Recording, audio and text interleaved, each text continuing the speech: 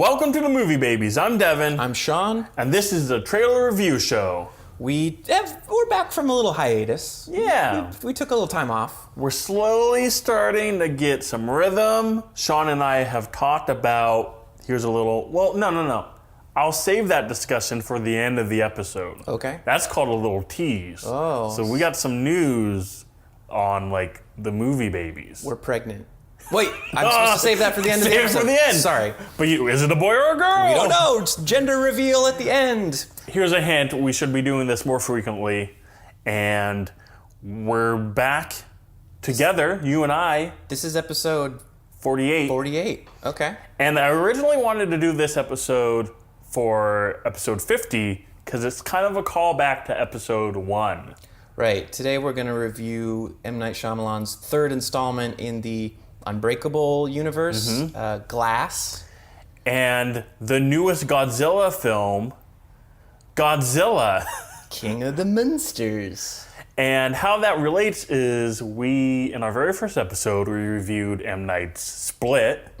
And we also reviewed a fake, on accident, Rogue One, a Star Wars story, which was the director of the 2014 Godzilla movie. Who is not the director of this For this Godzilla one. movie. But it's kind of like 6 degrees of Kevin Bacon here. I'll call that a theme episode. It's a themed episode. So we're back. We kind of went a little long on our Godzilla talk, so we're not going to do a really formalized intro, even though I'm sure you're all dying to catch up on what we've been up to in our personal movie viewing habits. I will say I saw Aquaman. I'll probably go see Bumblebee tonight. Mostly movies are sucking still. Oh God, I don't know what to say now. I think we should just jump to it. Dude, just go to it? Yeah. There's no guest this time. We're just going to raw dog this one. Hope you don't catch anything. Or as we learned from the Godzilla trailer, the Earth will protect itself and send monsters after us. Yeah. So let's dive into our first trailer, M. Night's Glass. Maybe this will all make sense if I explain who I am. My name is Dr. Ellie Staple, and I'm a psychiatrist. My work concerns a particular type of delusion of grandeur. It's a growing field. I specialize in those individuals who believe they are superheroes.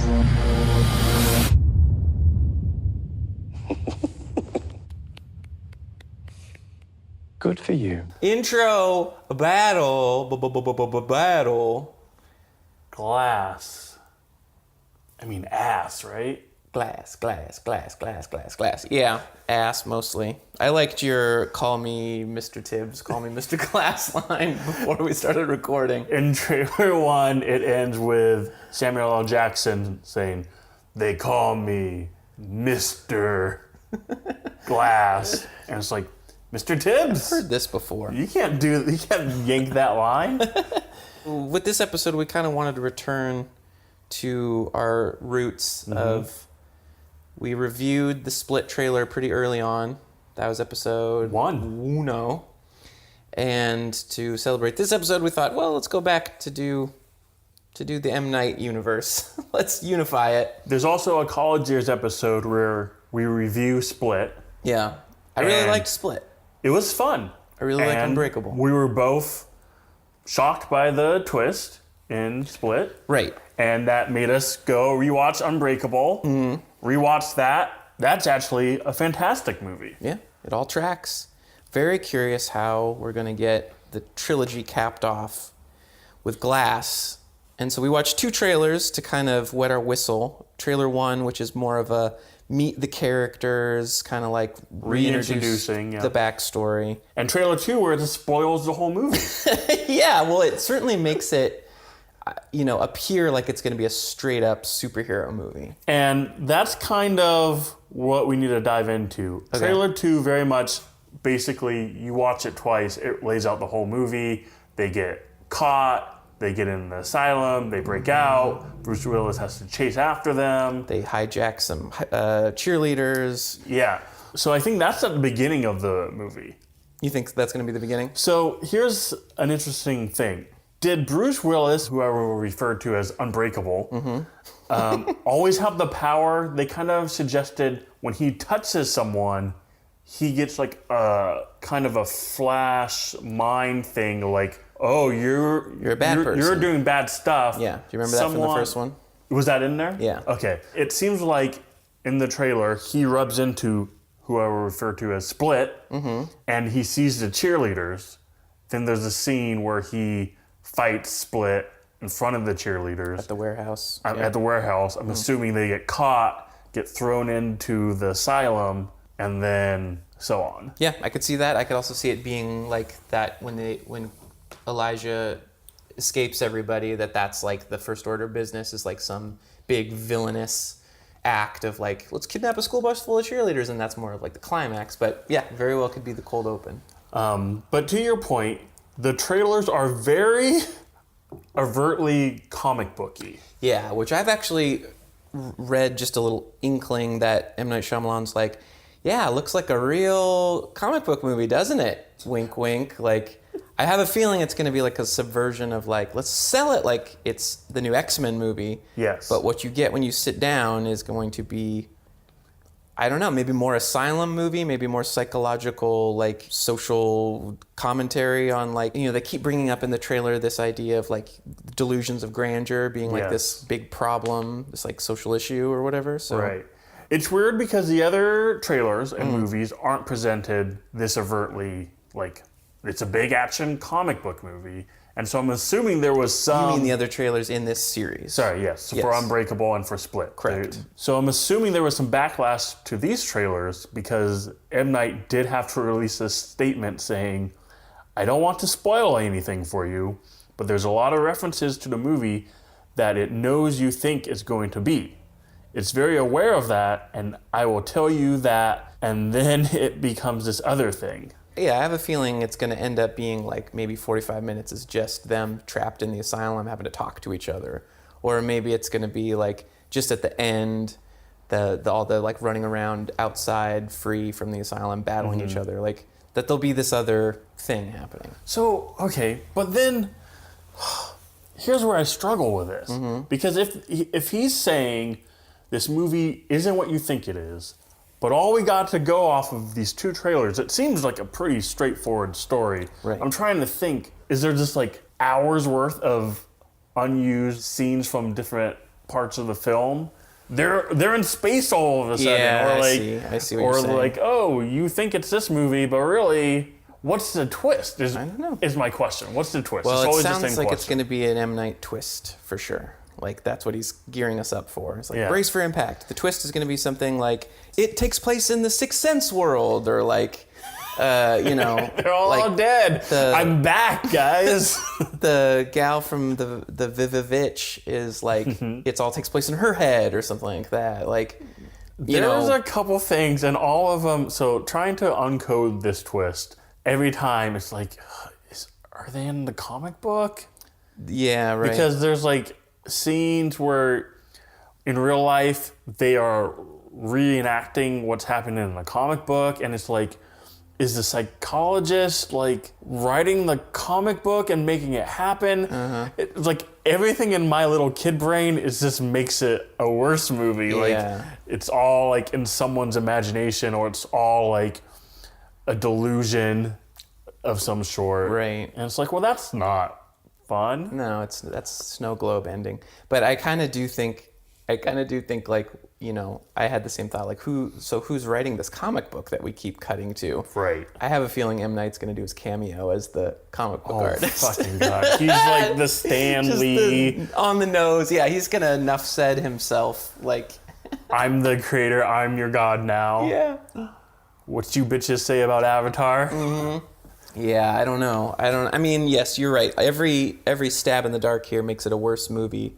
And just my enthusiasm about the franchise makes me think, well, hopefully it's moving towards something. Hopefully this wasn't like a last ditch cash grab, like, oh yeah, I guess I'll just unite these universes and I'll throw together a third movie where they all battle each other. Who fucking cares? It sounds like researching this film and the whole series in general, he's had this idea for a while. Good. When he first made Unbreakable, they had talks about doing a sequel. Oh, good. And he had, I think he was saying even the Split character was originally in, like he wanted him in the Unbreakable script, but couldn't figure out how to do it. So That's good. save that for later. So it seems like he has had this grand vision for the whole thing, but we're dealing with M. Night. Is there a least consistent filmmaker out there?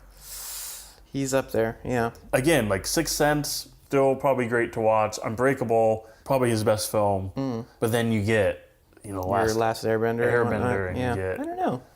That might be the flukier of the ones. I really like Signs. That's pretty fun. And the Woods one is called... The Village. And The Village, I thought, was pretty fun, even though it's very contingent on its little twists. They're kind of... both of those films are fun, but they're like flawed. Yeah. In a lot of ways. And Lady in the Water is just kind of like a mess. Yeah. It's all wet. Yeah. But I'm going in... I'm excited. Okay, well, before we kind of dive more into the trailer, let me give you some research, Let me have it. because that's what we do here on the podcast. We read Wikipedia and then we recite Wikipedia to you. We kind of got an interesting scenario here where Unbreakable and Split were made by two different studios. Okay. He had to ask them, hey, can we share both properties to make this third one? Yeah. And they agreed to it. It was like Disney and Universal Studios. Okay, cool. So they agreed to license both of these movies for him to make this third one. So nothing's off limits for his creative combination of these two worlds. Well, and I wonder, they must have some faith in them too, right? Yeah. That's a good sign. I mean, so many movies are breaking down the like licensing walls between iterations of characters, and of course, like all the Spider-Man shit and like Ready Player One shit. And of course, we are big fans of movie babying all Hollywood. So It's coming in reality. I'm glad that this doesn't stand in his way of telling his own story. Making our dreams come true. Yeah. Unbreakable came out 19 years ago, basically, 2000. It made $95 million and had a ratings of 69% on Rotten Tomatoes. And Split grossed $138 million in the United States and had a 76%. So both of these movies did well at the box office and did well critically. Nice. Unless he really clusterfucks this third one, like it'll probably work. But the trailers make it seem like he's going to fuck this up. Yeah. Yeah. Like, let's dive into kind of what we saw in these trailers, because it does seem like, ooh, this is where you're going with it. Like, my first instinct, trailer one, we open at the X-Mansion. Yeah, it's very X-Men. There's a scent of X-Men all over it, and it's probably the James McAvoy Professor X connection. Which is funny because I re-listened to our Split episode, and we basically predicted the extended universe thing by saying one of his personalities will be Professor X, and then like the girls he kidnapped might all be like in the X-Men universe. And Unbreakable will have like a split personality with Charles Bronson character he plays in the The bad one, Death Wish. Death Wish. Yeah, he's just like an iteration of Death Wish, and then he becomes John McClane from Die Hard. He's just all a collapsed version of all of his characters. Well, one of my theories was that Split was just every character. He's Glass. He's Unbreakable. Yeah. He's just playing out this whole world with his different personalities. Yeah, that's a good cop-out ending. It's all cop-out endings, right? But trailer one, we open with them. Even the look of the film. So we have the psychologist, right? Has them all in one session. Right. All sitting like... Very symmetrical. It's in this pink room. It's in very a stylized. Pink room. They're all like interacting with each other, kind of like goofy. Yeah. It just feels very goofy. Yeah. And it's also like, these are the most dangerous characters or whatever, like, well, let's put them all together unrestrained. Like, doesn't that seem like a bad call? But, there was like a psychiatrist character in Split, and she kind of ends up Nancy Drewing the whole thing. I wonder if this character is kind of a continuation of that character, wherein if her goal really is to cure them or not take them seriously and kind of incite their like bad boy behavior, or if it is like she's like, yeah, I'm getting them together to kind of like intentionally make this big thing happen. That's right. So in Split, the therapist lady is actually kind of the most likable character. Right. You think she's like, and then she like turns out, oh, I really enjoyed her, and she was like, had like the best intentions for her clients. Yeah, and she's kind of badass. She like goes into the lair, and she's like she's gonna fucking Nancy Drew this herself. Yeah. This lady, I think the twist is she's bad. Okay. She's a bad one because she's pushing these treatments, but then it looks like kind of torture. Yeah. She's like drowning, unbreakable. She introduces this light thing on Split that triggers his different personalities. Right.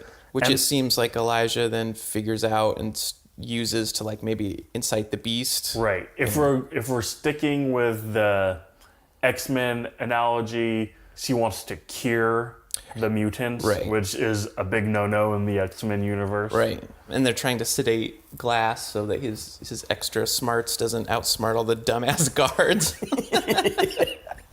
That is great. Yeah. Let's talk about Glass. Okay. Samuel L. is rocking this 80s Prince purple outfit. Yep, he looks pretty great. Pretty awesome. His mom is still in the picture, and she doesn't seem to be particularly aged. I mean, Samuel L. Jackson is pretty old. Yeah. But his like mom is very spry and running around, good. And she's doing great. I mean, Black Don't Crack, that's great. But like, it seems like they're kind of teaming up. So here's some quotes that make me believe, like maybe dropping hints on what the twist could be. Again, I don't work for M. Night, so these are the theories. Oh, you don't? Why have I been doing this podcast with you this whole time? I thought you were going to get me an internship. That's the twist, is that I don't work with M. Night. So these are just theories, but like the mom's dropping some things like, what have you done, Glass? Don't underestimate the mastermind. While also we're hearing Glass kind of say like, we're going to team up, we're going to do this bad boy thing, or like many people are going to die.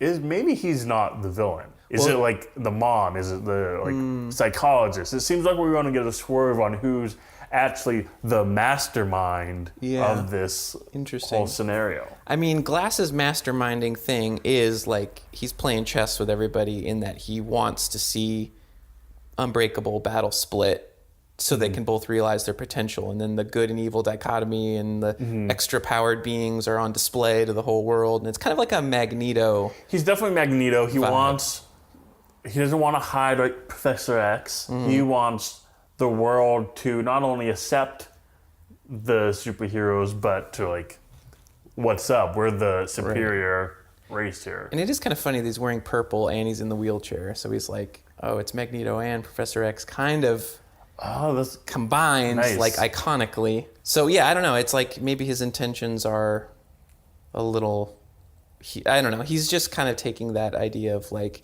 well, I got to crack some eggs to make the omelet kind of thing. I'm really curious, because his mom also appears with the VV Vitch and this kid who I think is maybe supposed to be Unbreakable's son. Oh yeah, we see him kind of on the computer, and in the background, we see someone in the shadows. Yeah, David like comes home, or we assume it's Unbreakable, but it could be someone else. Well, he's got the poncho on, but you assume it's his home, and maybe that's his son because he's got this kid in the first movie. It seems like we will get another revelation on another superhero, another superpower. Right.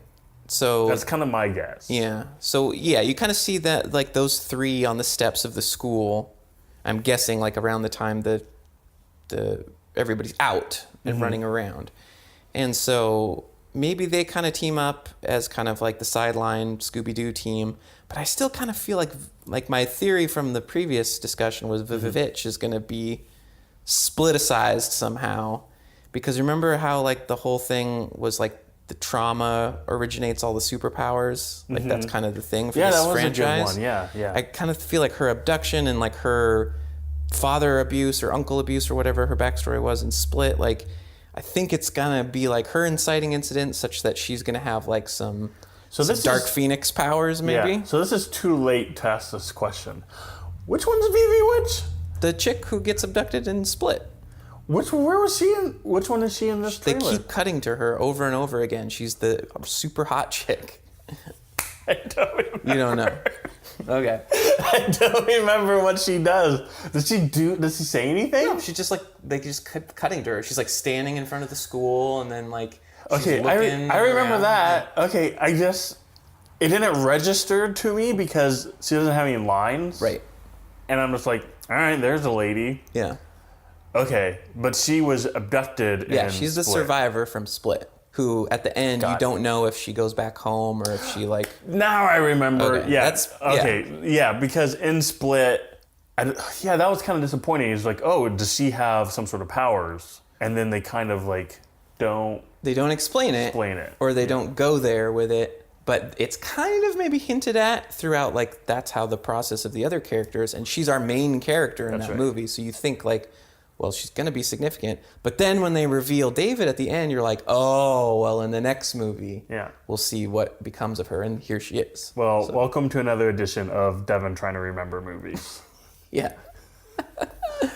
And hopefully she just plays the character from the Vivitch and just has her, like, floating powers. And... I mean, let's movie baby this. I still think the best idea, if they're already doing the cross studio thing in real life, let's go all the way. Mm-hmm. Let's make her the witch. Let's make Bruce Willis fucking Die Hard. Yeah. Let's that's the most amazing movie, right? Maybe the twist is, they're battling at the end and then like, they're like, oh, what's that? And like a sentinel walks up and the X-Men jump out and Silver Surfer like flies over and Galactus comes out and Thanos comes back and it's like... This is actually all a tie-in for the new Avengers. This is how they get back all the dead missing people. All right, well, I feel like we covered it pretty well. Should we maybe wrap this up and go into ratings? Yeah, sure. Sean, we have a complex rating system here at Movie Babies. It's more complex than an M. Night Shyamalan plot. 3 options to rate this trailer. You're fully detesting everything you've seen, just makes your skin crawl. You don't want to see this movie. You're going to say, I love robots. I love robots. Meaning, you love robots. You do not love anything else in this movie. That's what I'm saying. You see the complexity of this rating system? It's all a metaphor for a Coke commercial that you've never seen. Middle of the road We don't know what a metaphor is. That solves another twist. We're dumber than you thought. Middle of the road is in space with zombies. In space with zombies. You love elements of the trailer, but maybe with some added elements, maybe some zombies, or maybe the X-Men crossover. It's gonna elevate this trailer for you. Right. And then if you're fully on board, if you're definitely gonna go see this movie, you're gonna say, like a lot. So you cool if I scream, like a lot. That's a pass right to the front of the line, checking it out opening day. Yeah. And Sean, going back to our Split review, we both gave it like a lot. We did. So we love the Split trailer. I'm curious what our thoughts are on this Glass trailer. This Glass trailer, both of them that we reviewed, kind of do play like the Split trailers. And then that makes me kind of feel like, oh, well, the Split trailers to movie, there was enough mystery to be like, well, got to see the movie. Because I don't know, who's that? And what's going on there? And like little flashes of this and that, but not the whole picture spelled out. We still get like a lot of the McAvoy like character jumps and everything that like actually kind of got annoyed by in Split. Like heavily relying on him, just like it's funny that he's playing a woman and a kid and a jock and whatever. I kind of got his performance, I like him okay as an actor, but his performance from that film, I feel like was just serviceable. Yeah. I wasn't blown away by him doing these multiple characters as I feel like maybe another actor could have really like hit a home run with it. I feel like he does what he needs to do with it, and that's about it. Yeah, and maybe it's not supposed to be funny, and maybe I'm reading it wrong, but I just kind of find it a little bit like, it's probably every actor's dream come true to play a split personality role, but it's probably the easiest thing you can do. Because it's just kind of like, we'll just vomit out whatever and let it stick, and as long as it's dynamic and I use a funny voice or I hunch over, it's like, hey, I'm a different person. Yeah. But I'm also kind of disappointed that the Beast is just a person and not like a werewolf or something. He should like Hulk out. Yeah, I want him to kind of Hulk out, but I see that that's like not within the budget, not within the design of these films. They kind of keep one foot in a realistic... I would hate if we don't mention 2 scenes of the Beast. One of him doing like this leopard cheetah stride across the grass, which looks pretty hilarious. Yeah. And the other one of him crawling on the wall. It looks like he's naked. Yeah. He's got like flesh-colored pants on, and it's really funny. Every time I see it like on TV, like a preview of it, I'm like, why the fuck am I looking at James McAvoy's ass right now? Spread eagle on the ceiling. That's like my worst nightmare. Yeah. Very surface level gripes. The trailer doesn't blow me away. It has me thinking, oh, well, there's going to be more. There's going to be more. Yeah. And this is a little bit of a tease to be like, oh, it's just X-Men. Like, no, but it's going to be more than just X-Men. Yeah. And I guess that's where we'll leave it, is like, is it going to be able to fulfill those? I'm sold. I'm already going to go to find out. So I'm going to say like a lot. Like a lot? Yeah. All right. I'm sharing similar thoughts with you. The problem is, I feel like I can't give it a lot because my excitement level for this new movie now dipped because of the trailers. I was pretty excited after Split. Rewatching Unbreakable, super elevated because that film's just great on its own. And then watching this trailer, I'm like, this is where it's leading? And maybe what M. Night says that there's going to be a twist. It's not going to be a straight up like cheesy comic book movie. He's quoted as saying, this is the first truly grounded comic book movie. And the trailer isn't giving me that. Now, I'm hoping, fingers crossed, in the actual film, there is that. There is that substance. But right now, it's just like, there's a scene where like they're in the comic book shop and the comics are for some reason labeled heroes and villains. Yeah. Like that's a wacky way to like organize your comic books. Hey dude. man, it's like a Scarecrow video kind of thing. Like so because of that, I gotta give it In Space with Zombies. Okay. I wanna see the movie, but I feel like the trailer wasn't as strong. Yeah. As really selling me on a movie I wanted to see. Okay, can I throw this at you? Now that you know this detail of that character coming back from Split being a part of this, does that at all give you hope that like, oh, maybe one of these pet theories will kind of come true, and like that is all that you need to be like, okay, there's more than just New Mutants? Yeah, but I feel like that's a weird way to market your film. It's weird to me that they are marketing it as generic comic book movie when I feel like fans of those previous films, that's not why they like those movies. Right. And so to then market your new movie as generic action movie, it's like, well, that's not what I want. Right. Are you trying to get new fans on board? Yeah. Which is like pretty weird too, because it's like you're 3 films deep now. Yeah. I don't know. It's probably a little bit unnecessary at this point to go out of your way to like red herring your movie with your trailer, because that's what everyone expects from him. Yes. But it's also maybe like a mother kind of, Aronofsky's mother kind of situation where it's like, you can't put a trailer on this because what would you possibly sell this as without spoiling something? Yeah. And I loved Mother. And another good point I finally caught, sorry to bother you, fantastic trailer. I won't say what the film's about, but the trailer doesn't either. Right. And it does like a great job of making the trailer interesting. This was like a pretty fun movie to see. And then you see it, and it's different than what the trailer is. Yeah. In a good way. In a good way, yeah. And so, yeah, fingers crossed that maybe we're getting a similar thing here. All right. I do like maybe our little suggested theory here that they buried the New Mutants movie as like that was a teaser to be like, this is the New Mutants movie.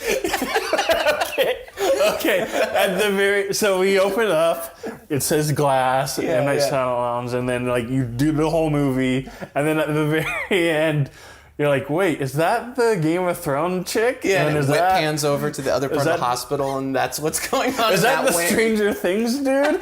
And then at the very end of the movie, it just says New Mutants.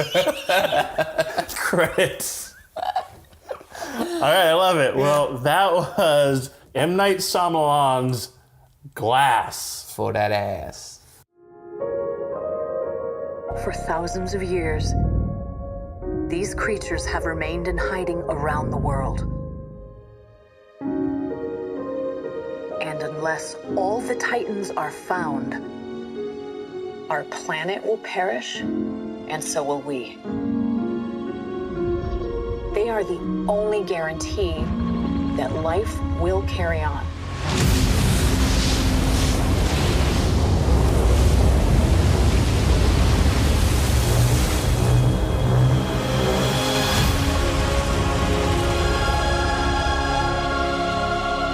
Intro, a battle.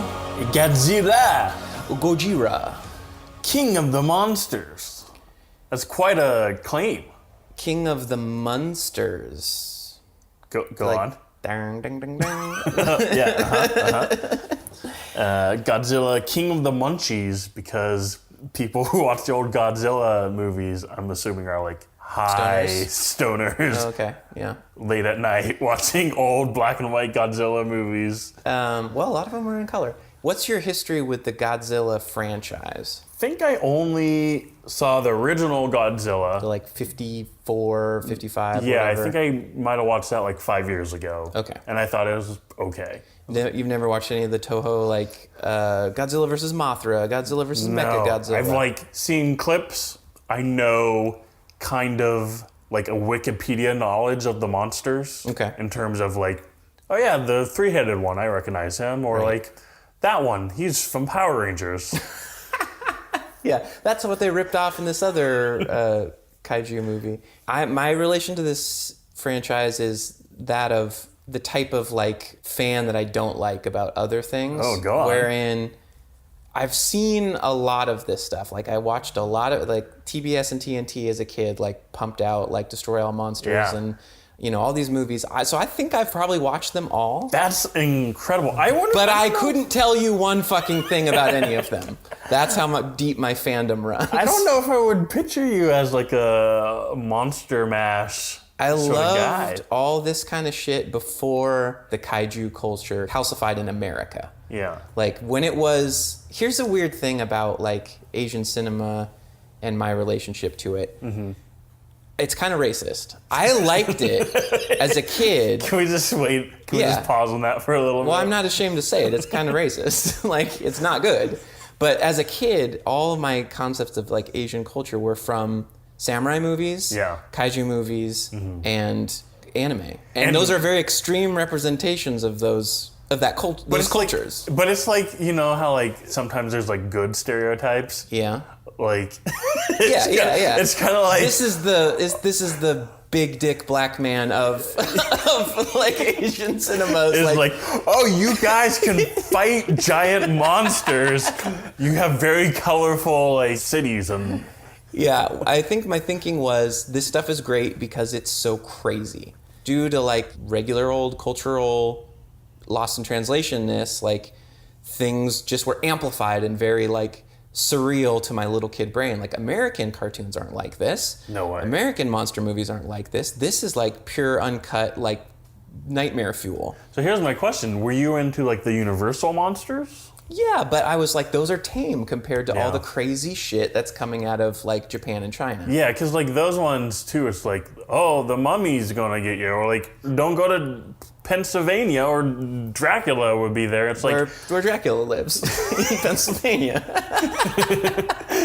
But fucking Godzilla, He's taking out all of Tokyo. Yeah, yeah. I am a fan of, I guess, big monsters wrecking city movies, even though I'm kind of over it.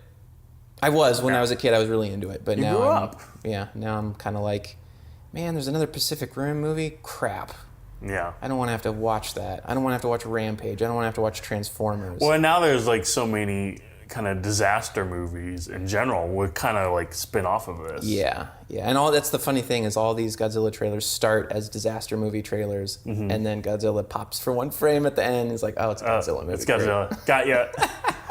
Well, I did lie. All of my Godzilla knowledge is from 98's Puff Daddy's Godzilla. Oh, okay. I'm pretty sure he directed that. From the Come With Me music video? That's... Yes. I don't remember anything from the film. I just remember what I saw from the Puff Daddy music video on MTV. Man, what a disaster that one is, huh? I don't think I've seen the Broderick one, but once in theaters. I remember they're trying to collect Godzilla eggs. If they kind of... That's about all I remember from it. And he's like a T-Rex. He's not even like Godzilla. Right. Godzilla's kind of a weird design, eh? Like, on trailer 2, you kind of get more of him. Yes. And it's like, that's a weird shape. He's boxy. He's kind of... weird arms. Yeah. And it feels like there's always... When all of these come out, there's always debate on... Oh, how did they redesign Godzilla this time? Yeah. Did they keep with the original design? And he's always kind of goofy looking, right? Yeah, he always has been. Like, the rubber suit on a guy kind of syndrome of Godzilla is kind of what attracted to me originally, because it looks bizarre. Yeah. He moves bizarre, and he's designed bizarre, and the suit is clunky and fucked up and weird, and like, even in his more like sleek, like kind of Todd McFarlane design here with all his spikes and angles and everything, I'm like, yeah, he still looks bizarre. That reminds me of probably my favorite Arrested Development joke, where George Michael is in like this giant mole suit or something. They've made like a tiny miniature city, and there's like Japanese investors coming, and they're like, just build a tiny city. It just like turns into like a mashup like Godzilla spoof. Yeah. Pretty funny. Okay, not our show. Yeah. Join us next week where Movie Babies talk about jokes from episodes of Arrested Development. Let me explain this joke that only works visually. Have I ever brought to the show my distaste for Seinfeld? Oh. And the origin story being playground explanations of the previous night's Seinfeld episode, just not translating. People would waste my whole recess explaining like what George did. And like as far as water cooler talk is concerned, I fucking hate Seinfeld, and I've never watched it because of that. Yeah, it's not something that would like be funny explaining, because that's the whole gimmick of the show. When like a fifth grader is doing it, it's even worse because they don't understand the subtext of any of the jokes. And I just have never returned to it because of that. And then George didn't want to pay a parking ticket. Oh, really? Okay, well, I want to swing on the swing set, and you're fucking ear locking me, you Punisher. So that was Godzilla, King of Monsters. May 31st release. It's coming up for Swink's birthday. It's the 35th film in the Godzilla franchise. So does that beat the James Bond series? That's a good... Let me look that up. Should we go to a commercial break? Yeah. We're going to go to a commercial break, and when we return, I will give you that information. Great. Google me one time. We'll return after these messages. Hey, dudes, bedtime. Do you A, obey the babysitter, B, beg to stay up, C, hit her with thermonuclear breath? It's Godzilla, king of the monsters. His eyes flash as he roars. His arms swing, feet stomp, tail whips. Godzilla rules. Collect Godzilla and all his friends of destruction, then fight the ultimate battle where no one is safe. Cool hair. Batteries not included. From Trendmasters, yes. James Bond. List of films. Okay, here we go. Just Google how many James Bond films are there. I'm trying to like sort through the Wikipedia. I forget that Google. Hey Jeeves, how many Siri. Jimmy Bonds How many Jimmy Johns are there? How many Jimmy Johns are there? 26. Okay. So, welcome back. Yeah. Welcome back, ladies and Google gentlemen. break. There are 26 James Bond movies. Godzilla leading the charge. Wow, that's pretty good. But unlike James Bond, which has made its way into the States pretty hardcore, this is only third Godzilla movie. American Godzilla movie. Godzilla movies. Okay. This is connected to the 2014 Bryan Cranston James Bond movie, Godzilla movie. I mean, I know that because Ken Watanabe is in both of them. Yes. So this is a direct sequel to the 2014 one, which was directed by Gareth Edwards, who went on to do Rogue One. Okay. And he was going to direct this one, but then changed his mind and did the Star Wars movie. Okay.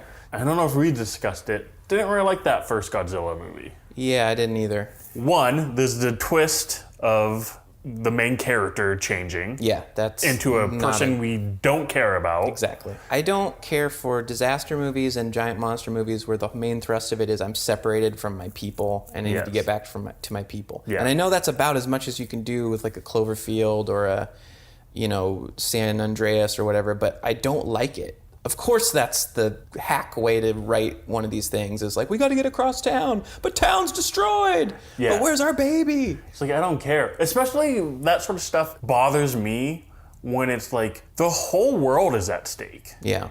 And usually those movies, like the main characters has like some sort of duty or tie-in where it's like, you have to save the world and they're like, preoccupied about like, well, but I gotta save my girlfriend. It's like, no. You gotta prioritize here. A little bit of priority, right? Yeah. So this new film is directed by Michael Dougherty. Sure. Doughboy, who directed Mike D from the Beastie Boys. Director of Trick or Treat. Yeah. Right. I knew that. The recent Krampus movie, which is pretty enjoyable. Yeah, I like this guy. I think this is going to be a situation where his style points aren't going to be able to come through because it's a studio movie. Yeah. It's too big of a franchise. Well, what's fun about Krampus is it's like a modern day kind of Gremlins. Yeah. Unfortunately, all the monsters here are CGI, but how fun would it have been if it was like little gremlin Godzillas and monsters? It would have been fun if he was like, you know what, fuck this, I'm directing, we're going back to a rubber suit. Mm-hmm. Like, bring it on. Yeah, so that's, okay, thanks for shining light on that because that actually brings my enthusiasm level back up a little bit. All right. I mean, it's kind of inconsequential because all these like cool fringe directors end up with a Marvel movie eventually, but they don't have their signature appeal because it's a studio movie. Right. So that's probably what's going to happen here. And this trailer does look a lot like the 2014 trailer. Same beats, same editing style. Yes. Well, but with that said, so Sean, I kind of prepped you for this trailer with on the internets. People are liking this trailer. Really? It's like one of their favorites of the year. That's interesting because it's so generic for the type of trailer you'd expect from a Godzilla. I guess so, because I also made you watch the 2014 trailer, and they are very similar. Yeah. In terms of visual appeal and in terms of like music, it kind of has what I like in trailers. Yeah. So in this trailer, they threw the Fantasia music on it and kind of gave it this like, oh, it's cool that Godzilla's coming. Like, he's going to defend us this time against these other titans. And the creatures are portrayed as, like, almost a thing of beauty. Like gods, almost. Yeah. And so, what I liked about it is there's kind of, like, this blue glow across everything. You don't really see the creatures fall on, which is kind of like a staple of these movies. They're kind of silhouetted this time instead of just like little scales or close-ups or something. Which is smart. So you get like the three-headed monster in like an ice block. Yeah, Ghidra's like barely in the smoke at like one point. Yeah, you get the Mothra opening up her wings with a blue glow that coincides with like the classical music kind of swelling to like a big point. You see like Rodin's shadow as he's like cruising over the city. Yeah. And so like I'm kind of a sucker for all of those things. The music and the trailer are connected. So like when there's a big like pew, Yep. and the music, then that's when like a car is busting through a gate. Yeah. Or that's when like a big explosion's happening. You like that Mickey Mousing? Mickey Mouse. That's what they call it in scoring when you. It's like. Is that true? Yeah, it's like when someone's walking and it goes ding ding ding ding ding ding, like, or someone falls down the stairs and a trombone like goes. But unlike other trailers, we have seen bad examples of this. Usually Yes. in action movies, Well, where it's like the Resident Evil gun click. yeah, you sounds. click the gun and Yeah. then this that. I would say this one's a little more Sophisticated, yeah, and it's Yeah. more organic. Yeah. Yes. Yeah, I agree. I liked that was a cool choice of the music. So speaking of the music, our friend of the show, Bear McCreary, is going to be doing the score for this movie. Mm-hmm. It's his first big studio movie, so dap to the maestro for that. So even if you don't like this movie, We still have to go see it. Well, buy the soundtrack. Yeah, exactly. So he made that song in the trailer. Yeah, he made the Fantasia music, which is just like Tchaikovsky or something like that. Yeah. The tropes of the genre are very present in the trailer. Here's a thing that I didn't think I was going to give as much a shit about, but I do. I don't like this cast. Oh. There's a lot of like who's of people in this. I would say that most people would say like that's a good cast. We have Stranger Thing girl in her first Bobby Brown's up in the piece. first movie role. We have Game of Thrones bad guy king. White-haired old guy. I fucking hate that guy, and he's playing don't like like the him. same guy in Okay. charge guy. So the one negative I'll give to this trailer is his line. He has one line, the Game of Thrones dude, towards the end, and it's presented well. Like when he says it, it's towards the end, and the music has like finished. Kind of a climax line. So it's like a good placement. Like again, well edited trailer. But his line is, "Long live the king." Shut the fuck up. Like you can't have the Games of Thrones king say "Long live the king." They should have done like one of those Thug Life compilation Vine things where like a little gold crown and sunglasses pops up on him as he looks in the camera. Maybe Swank can edit that. Yeah. They do the same thing with Bobby Joe, Yeah. where the opening of this trailer is her like on a rooftop, kind of seeing the disaster happen around her, and then she gets kind of swallowed up in this black mist, and it's like, are we really going to the upside down right now? Yeah, it looks a little familiar. Yeah. It's like, we get it. You got the Stranger Thing girl. Right. We've got Lil Ice Cube in there as like a military dude. Who's Little Ice Cube? His son. Is that true? Yeah. I didn't know that. You didn't know that was his son, or you didn't know that? I didn't know any of that information. Really? No. Little Ice Cube. He was in like that Aubrey Plaza movie. He's I in haven't seen the NWA movie. Like, Oh, yeah, I don't know. Too black for me. okay, well, he's out there. He's an actor. We've probably reviewed trailers that he's. Is his been name in. Ice Cube? No, O'Shea Jackson. I mean, I feel like he needs, if he's gonna like do this, right? Lil Ice Cube. What would that be? Like, I'm trying to think of What's smaller than an ice cube? what's smaller or like kind of equivalent to an ice cube. A Dippin' Dot. Dippin' Dot. Yeah. Let's fucking call him Dippy Dot. Dipping Dot. So we got Dipping Dot. Dippin' Dot's in it.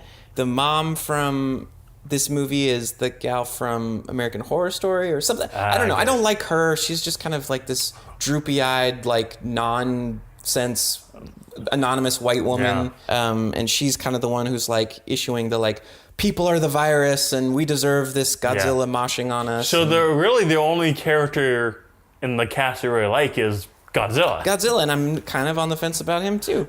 But like the guy from Middleditch or whatever from Thomas Middleditch? fucking Silicon Valley. like he's appealing to the senators about like we gotta weaponize Godzilla for the people and like everybody who pops up I'm just kind of like, oh, that's who's in it. The dad from Varsity Blue or whatever the fuck that stupid football show that everybody loves, like I don't like him.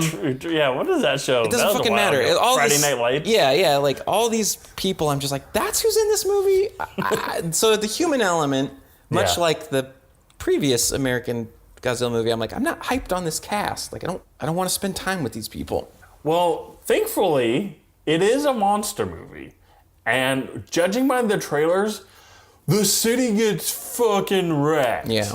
So maybe a lot of these people won't be surviving. I hope they all get stomped on really quick. What was the movie that you were like, I hope everyone just dies in it, and then that ended up being pretty true? So spoiler for a movie. Everyone dies. Well, movie baby of the year, Jed Barely will probably know. So yeah, Jed, right. Please comment below on what movie Sean was talking about. Okay, where are we at right now? I want you to tell me, does the Skull Island movie fit into this universe? Thank you. There it is. Not only does it fit into this universe, they already have planned Godzilla vs. Kong. Okay, gotcha. So this all leads up to a May 22nd, 2020 release. It's Godzilla vs. King Kong. This has apparently been in the works since the 2014 film. Okay. It's kind of crazy how Hollywood does this timeline-wise. So in 2014, Godzilla is released. It made $200 million in North America, and it had a huge opening weekend, but then like kind of dropped down. A fun fact is the $200 million that it made in America is the lowest total ever for a movie that opened above $90 million. Okay. So it made all its money during that first weekend, and then just kind of word of mouth, like, don't go see this movie. It's I see. fucking boring. Yeah. So that's 2014. In 2015, they already announced they were doing Godzilla vs. King Kong. Okay. That means the Kong movie, which came out in 2017, wasn't even out yet. Yeah. So they had no idea how that would do, and they're already announcing like another film 5 years down the line. Universal Dark Monsters. Yeah, okay. And we saw how that went. Yeah. Well, this I think has a little sturdier footing. The Universal Monster thing is they completely abandoned everything that was fun about it, and like this, they're going, well, no, destroy the city. That's all you have to do. Yeah. Just destroy the city, and you're fine. So in Skull Island, there's actually a post-credit sequence that teases this Godzilla movie. Right, that's kind of the Avengers initiative, like, oh, here's all the icons of Mothra and Samuel L. Godzilla. Jackson comes out and he's like, look, here's our secret project we've been working on, and there's cave paintings of Godzilla fighting all of these monsters that are in this trailer. So it's not like they're happening as with the frequency of Marvel movies, but they're keeping it rolling. Yeah, and the reveal in the Kong one was that these monsters aren't just isolated to the island. They're everywhere. They're everywhere, and they're kind of like these kind of old god Cthulhu, like ancient time lurkers. And I kind of like that twist on it. The dialogue goes, the narration says that we're the infection, and the Earth is fighting this fever through the monsters. Yeah. So all the monsters are now awaking because... So what I'm confused about is, I think in like the 50s Godzilla movie, Godzilla's mutated by radiation. Yes. But it seems like in this mythology, these are creatures that existed before humans. Yes. They're aggravated because of atomic weapons and stuff. Like in the explanation of this one, like 3 Mile Island was like an attack on Godzilla or whatever, where Godzilla is electing to be kind of champion of humanity, whereas the other monsters are just like destructos. And so there's a line in the second trailer where he's like, oh, these monsters are emerging, but which ones are here to protect us and which ones are here to threaten us? That's a pretty insane assumption. Any of them have your best interest in mind? Yeah.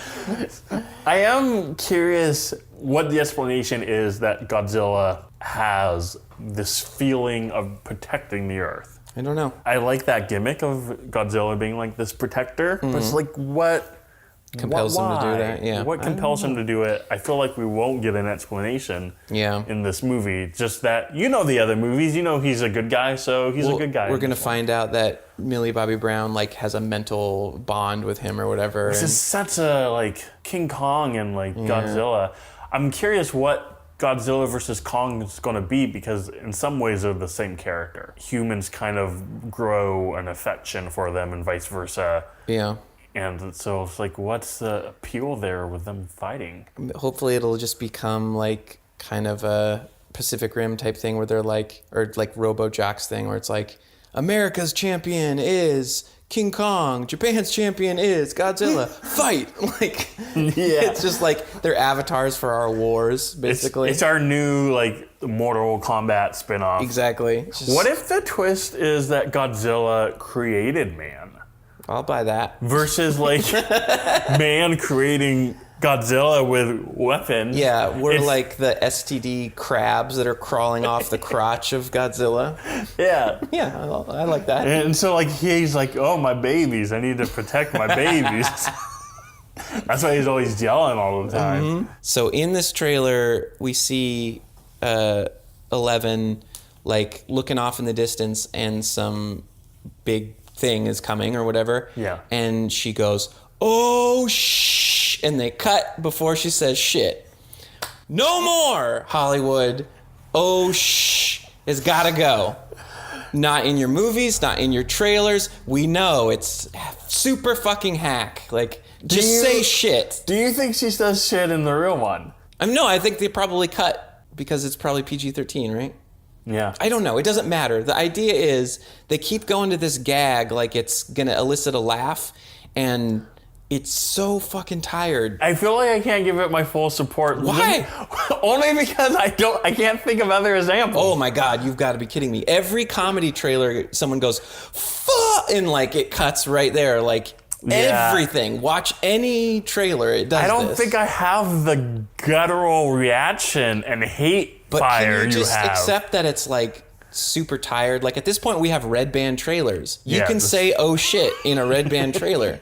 You don't have to do this trick anymore. It's Okay, so stupid. I'll tell you what. The next trailer that happens, if I notice it and I'm like, oh, yeah. then it's for sure banned. I guarantee you on the next episode, someone's going to go, mother, and then it's going to cut, and you're going to go, oh yeah, they do this all the fucking time. What if I laugh during it? It doesn't matter. It's still overdone. It's not, you can't use that as your button joke in your trailer anymore. Well, fair enough. We'll leave it unbanned for the time We'll leave being. it unbanned, but it's on the watch list. It's the neighborhood movie baby watch. Yeah. You're on notice. You're on notice. Oh, shit. You don't want to Okay, and now we should rate to the this ratings. thing. Do you remember what we rated Skull Island? Oh, that would have been great to look up. It doesn't matter. I'm just curious. I think I was like a lot. I think I liked it too, and I ended up enjoying that movie. It's a fun, like, monster movie, like summer blockbuster. Mm-hmm. I'm gonna go In Space with Zombies on this one. Yeah. I think what the Skull Island thing gets that the city destruction movies don't get is the scene where you get to find out the other wildlife that lives on the island. That's right. Peter Jackson King Kong, that scene where they're getting like heads bit off by these like tuploidal slime worms and stuff, and like in Skull Island where we visit with like the other creatures of the island, that stuff is like really fun because you get maybe a little hint of it in the trailer, but most of it's saved for the movie. And in the city destruction movies, you know you got Godzilla. Yep. You know you've got the Ghidra and Rodan and Mothra because we've now seen them in the trailer. Yeah. So it's not really like there's going to be any what's around this corner. It's just like pretty stock. And I think that's going to be pretty straightforward, and there's going to be too much people interaction, and you know, it's definitely 11 looking for her parents, and I don't want that movie again. I'm in agreement. The movie is still up in the air on whether it will be good. I have a feeling it won't be good. With that said, I somehow have a soft spot for Godzilla trailers. I like that 2014 Godzilla trailer. Trailer-wise, I feel like with kind of the tired material they're presented with, they do a nice job presenting it. The opening narration, I feel like, does a nice job setting up what the movie's gonna be. Even though it's like there's just a template for that now. Like, how is it really any different than the Mortal Engines trailer, where it's like, the world is fucked up? Because, that's a great point. And I think why this one works for me and Mortal Engine doesn't is like, Mortal Engines, every time they say something, I'm like, wait, what? Wait, what? Excuse me? Wait, hold on, back up.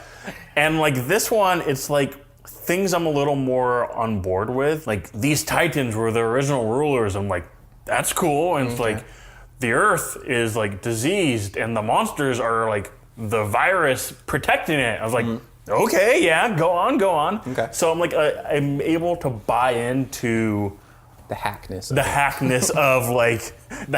of an old plot, which just boils down to man is the monster, which we've seen 100 times. Yeah. What these Godzilla trailers do is they salt it, they pepper it, and they spice it up enough that you don't realize you're just eating plain beans that's been in a can for 20 years.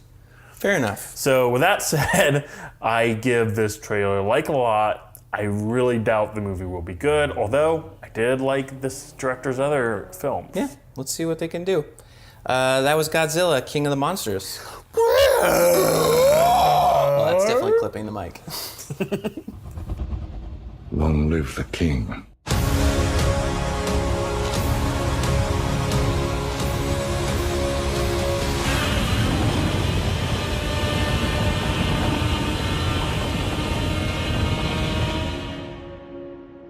And that's the episode. Oh, you're back. I did a quiet one. Yeah, you tried it. We tried it before. Didn't look like it peaked. So. Oh, there we go. Meow. In that Godzilla trailer, I feel you about your point of like in the King Kong one, there was all these like, oh, what's behind that bush? What's that creature? I would love if we had like this giant cat man and like. Okay. In the Lego movie, there's a giant cat. They do like a kind of Godzilla gag with a realistic cat that invades it's the Ninjago Lego. Oh yeah. Yeah. I need to see that movie. You want to see it's fucking sucks. But the trailer's so good.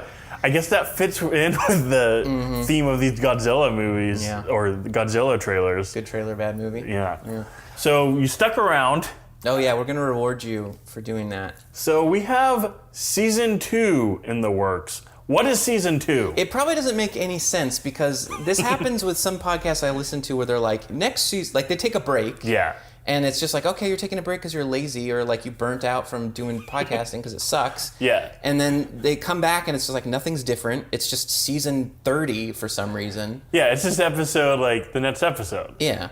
It's for us it's going to be episode 51 will be the beginning of season 2? Season 2. But I will say, we are going to make some changes. In the past, we have this recorded, the shows on, I don't know if you could tell, our iPhones. And now we're kind of experimenting with some fancy equipment, thanks to Bellingham's Happy Place. Yeah, and our good friend Noel Abbott for hooking it up. Please visit their website, Happy Place. They're on Facebook and all that as well, Instagram. So we're going to have hopefully cleaner equipment, a shorter running time. Some of these episodes have gotten out of hand, so I think to help with our editing, we're gonna try to shorten them to an hour so you know what you're getting when you open that package. Yeah, I think that's smart. I don't want to listen to us for more than an hour. I mean, an hour is tough. Yeah. I don't know, maybe some new segments we're experiment with, but we're streamlining is basically it. To make it easier for us, but also for all you guys. Yeah. We might not be editing as much. We might be recording less so we don't have to edit as much so we can put out more episodes. So how about that? Yeah, and that's the other thing. We'll try to be a little more consistent. We'll pick a date. We'll either do probably bi-weekly. Yeah, it's probably smart. Again, we're planning on episode 51 being kind of the launch of the new season. And also in the works, Sean, we're thinking about doing a live show. We got together, we chatted about some ideas. I wasn't sold at first, but after we talked, I was like, oh, we could have some fun with this. We have some fun things. There may be some like mystery science skits. We've done some cursory talk with some establishments in town who may host our potential live event, but maybe it would be a good idea to kick it to the audience and be like, would you come to a live Movie Babies taping episode? What would you like to see? Yeah, if we did do one, do you want there to be guests? Do you want it to be just us? Should we have like some pre-recorded stuff? Do you want to see the trailers on the screen? I don't know, just throw out some ideas and... leave a comment. You can email us at moviebabyspodcast@gmail.com. We have a website you can get us through. Twitter, Instagram we're on. It's all under moviebabies.com. And Sean, when you don't have time for a 2-minute trailer... Oh, shit. because that's the Movie Babies.